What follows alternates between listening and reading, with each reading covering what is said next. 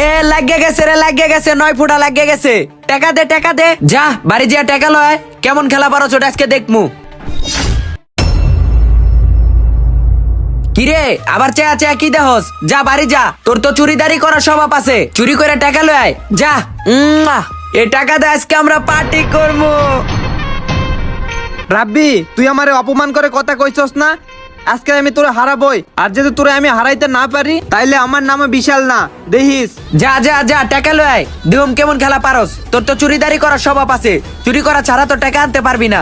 খাইছি রে রাব্বি, তোরা যদি আজকে হারাইতে না পারি তাইলে আমার নামে বিশাল না। আজকে তোরে আমি চ্যালেঞ্জ করে গেলাম, তোরা থাক, আমি আইতেছি।